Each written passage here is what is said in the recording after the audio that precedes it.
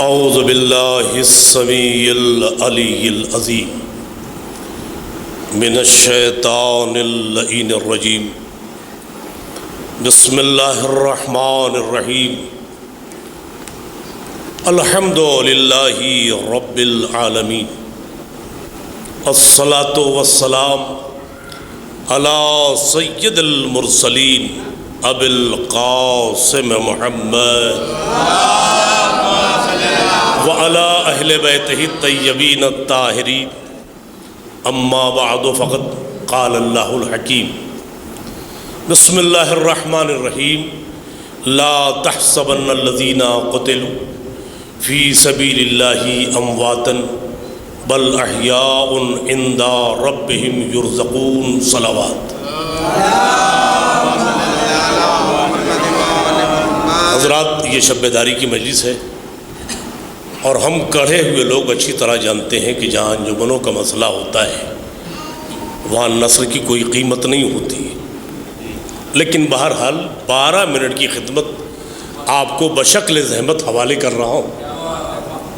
یہ شب بیداری ہے، اللہ حاجی صاحب کی صحت اور ان کے توفیقات میں مزید اضافہ فرمائے، حوادث زمانہ سے محفوظ رکھے۔ بڑا پرانا حوصلہ ہے یہ، میں اچھی طرح سے واقف ہوں۔ تقریباً سال گزرنے کو آ گئی ہے جب اس شب بیداری کے انعقاد کا عزم مصمم کیا گیا۔ 2 لفظ ہیں اور چونکہ میری آیت کا عنوان وہی ہے اس لیے میں عرض کر رہا ہوں۔ ارشاد ہوا کہ جو لوگ راہ خدا میں قتل کیے گئے انہیں مردہ نہ کہو، نہیں، لا تحسبن، انہیں مردہ گمان بھی نہ کرو، وہ زندہ ہیں اور اپنے رب کی طرف سے رزق پاتے رہتے ہیں، عند ربہم، اپنے رب کے پاس۔ تو چونکہ شہید کی لفظ ہے، لفظ شہید کہا ہی اسے جاتا ہے کہ جو مر کے بھی نہ مرے۔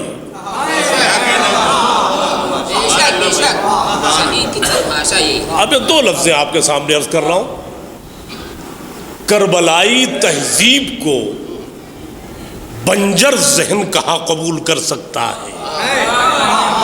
اس لیے کہ یہ شے لطیف ہے، ہموار زمینوں میں یہ بیج اثر کرتے ہیں۔ مسئلہ یہ ہے میں آپ کے سامنے، اور وہ کیا ہے؟ ارباب لغت نے 2 لفظوں کو اپنی غرض و غایت کے لیے استعمال کیا تھا، ایک لفظ شب بیداری، ایک لفظ مجلس۔ سارے حضرات واقعی جو کہ شعراء کرام ہیں، صاحبان ادب، اس لیے بھی جملہ میں کہتا ہوں ورنہ نہیں کہتا۔ شب بیداری کے معنی کیا ہے؟ عمومی طور پر رات بھر جاگنا۔ جاگنا کئی طرح کا ہوتا ہے اور اکثریت وہ بیداری ہے جو بیکار محض ہے، مغلظات، شکوے شکایت، گلے، حسد، جلن، غیبت۔ ایک غیبت قدا ہے جہاں مجمع اکٹھا ہوتے ہیں، یہ شب بیداری علیحدہ ہے۔ لیکن جو اس کے مخصوص بندے ہیں وہ رات کو جاگتے ہیں مگر رات کی قیمت کو ضائع نہیں ہونے دیتے۔ ہائے ہائے ہائے، یا تو وہ سجدے میں ملیں گے یا قیام میں ملیں گے یا رکوع میں ملیں گے یا تلاوت قرآن میں ملیں گے۔ یہ شب بیداری حصول علم کا ذریعہ ہے، توجہ فرمایا، یہ شب بیداری حصول علم کا ذریعہ ہے۔ مولا نے فرمایا کہ من طلب العلا سحر اللیالی، جو فرد بشر اگر ترقی اور بلندی چاہتا ہے لازم ہے کہ وہ رات میں جاگے، تو بیکار محض میں نہ جاگے، عبادت میں جاگے، مطالعے میں جاگے، اسٹڈی میں جاگے، تحقیق میں جاگے، اس لیے کہ رات کا سناٹا آپ کو منفعت کے راستے دکھاتا ہے۔ اگر رات نہ ہوتی، توجہ کیجئے گا، اگر رات نہ ہوتی قیامت تک خریدار نہیں آتا۔ توجہ فرما، پوری دلیل سے بات کریں، اگر رات نہ آئی ہوتی تو قیامت تک خریدار نہیں آتا۔ شب کے سناٹے نے مظلومیت کے ابر کا حصار کر دیا، مجبور ہونا پڑا۔ اب آئیے آگے بڑھیے، ارباب لغت نے کیا کیا؟ رات بھر جاگنا، آگے کوئی قرینہ، کوئی سلیقہ، کوئی طریقہ، کوئی دستور، کوئی قانون نہیں دیا کہ جاگنا کیا مانے، قائم ہے جاگنا، کیوں کر جاگنا، رات بھر جاگنا۔ ایک لفظ مجلس ہے، جہاں چند نفر بیٹھ جائے وہ مجلس ہے، بیٹھنے کی جگہ۔ اس کا مادہ جلسہ ہے، جیم لام سین، یہ علماء کرام بیٹھے ہیں، تصدیق کرا لیجئے، میں تو ذرا کم پڑھا ہوں عربی۔ جہاں چند لوگ بیٹھے ہو، چاہے جیسی بات ہو، لیکن میں آپ کے ذہنی بیداری کے جملہ کہتا ہوں، خدا کی قسم ان دونوں لفظوں پر اتنا اقتدار ہے، قیامت تک حسین کو سلام کرتے رہو۔ جو الفاظ محمل معنی میں لغت دیا تھا، حسین نے اپنے سینے سے لگا لیا، اپنے سے منسوخ کر دیا۔ ہر باغی ذہن بھی اب یہ سوچنے میں مجبور ہے، شب بیداری کا معنی کیا ہے؟ جہاں ذکر حسین ہو، مجلس کے معنی جہاں حسین کا ذکر ہو۔ جب دشمنان اہل بیت ان لفظوں سے ہار جائیں، سمجھ جائیے حسینیت جیت گئی۔ ایک مسئلہ یہ ہے میرے بھائی، ایک صلوات بھیجیے محمد و آل محمد۔ بس 5 منٹ کی زحمت آپ کو اور دے رہا ہوں۔ یہ ہے شب بیداری اور یہ ہے مجلس، دونوں لفظ پورے چیلنج سے بات کر رہا ہوں۔ لغت نے محمل معنی میں ان کی خلقت کی تھی، ان کو وجود دیا تھا۔ جہاں چند لوگ بیٹھ جائے مجلس ہے، جاگے رات بھر مجلس ہے، ملنگ جاگتا ہے، مغلس جاگتا ہے بکواسیات میں۔ اب وہ اتنی محمل لفظ ہے کہ میں آداب ممبر کے خلاف سمجھتا ہوں اس کا نام لینا، لیکن بہرحال ایک شب نے، ایک رات کی بیداری نے ایک حد فاصل کھینچ دیا۔ جو عباس نے صبح میں کھینچا، اس کا اثر ایک رات پہلے ہو گیا۔ اور کر رہے دلیل دے رہا ہوں، آخری بات، اور پھر میں صاحب کی طرف آنا چاہتا ہوں، ذرا اس پہ غور کریں۔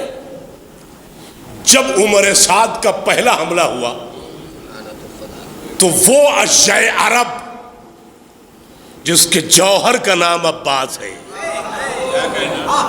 امام کی بارگاہ میں آ کے عرض کرتے، مولا آپ نے کہا تھا ہم پہل نہیں کرتے، اب تو پہل ہو گئی ہے، مطلب اب مجھے حوصلہ پورے کرنے کی مہلت مل گئی ہے، اب اجازت ہے۔ امام نے کہا عباس میرے قریب آئے، توجہ کرنا۔ فرمایا اپنی تلوار مجھے دے دو۔ بہادر سے، جری سے تلوار واپس لے لی گئی۔ امام میں وقت لے رہا ہے مگر جبھی پہ بل نہیں ہے۔ یہ ہے اطاعت امام کا فریضہ۔ خط پہ بھی نہیں بل آیا، تلوار لی، کہا عباس ان سے ایک رات کی مہلت لے آؤ، اگر جملے کی قدر کی جائے تو جملہ عرض کر دوں۔ خدا کی قسم گلا کٹوانا آسان ہے، بازو کٹوانا آسان ہے، جسم کو پامال کروانا آسان ہے، مگر ذلیلوں سے کوئی چیز مانگنا نہیں۔ توجہ فرما رہے آپ، ذلیل لوگوں سے کسی شے کا مطالبہ یہ اس شہادت سے قبیح ہے۔ مگر حسین نے اس طرح سے اپنی امامت کی زنجیر میں غازی کو باندھا، تم جاؤ، اور اجازت ملی، تفصیل نہیں، مگر ایک رات عباس نے مانگی، حسین کے سر پر صحرا بندھ گیا۔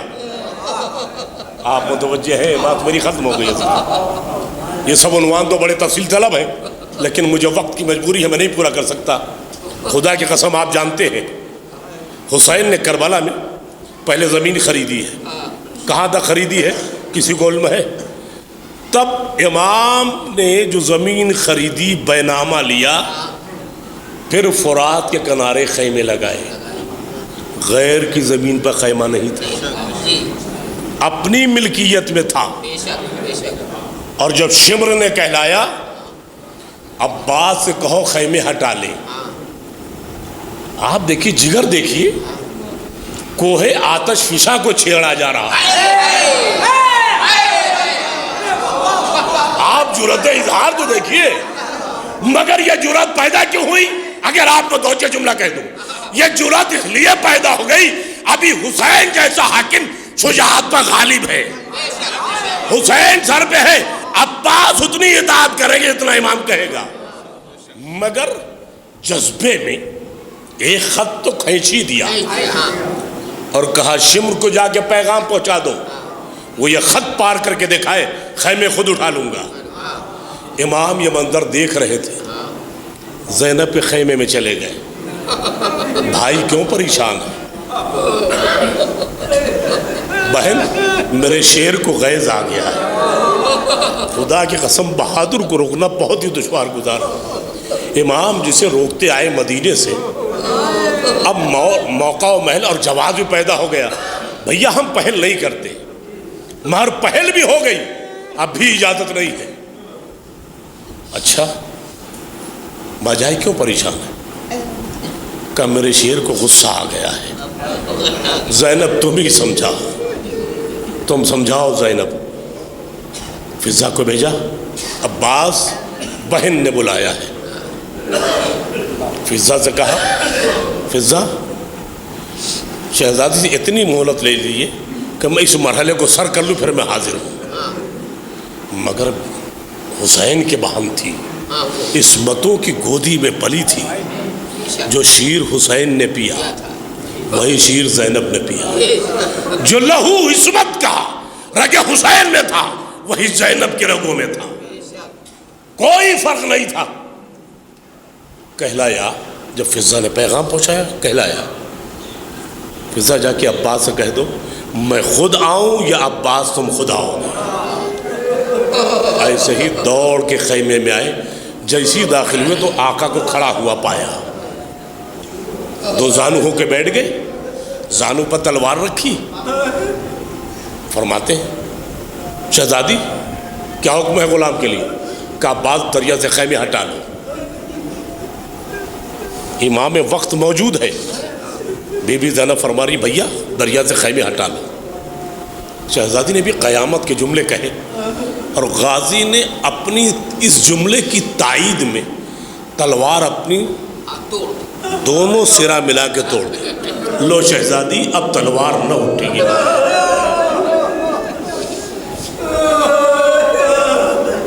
جس کلیجے سے خیموں کی تنابیں گاڑی تھی نا، ایسا غازی رو رو کے اکھاڑ رہا ہے، امام بھی منہ پھیر کے رو رہے ہیں، لیکن مصلحت ہے۔ کل کا مورخ کہیں یہ نہ لکھ دے حسین سے یزید سے پانی کے لیے لڑائی، اللہ اپنی ملکیت سے خیمے اٹھائے لے جا کے تم رکھا۔ بعض تو چند جملے دو شخصیتوں کی ذات میں ہے۔ کربلا میں جب تک عباس زندہ ہے حسین زندہ ہے،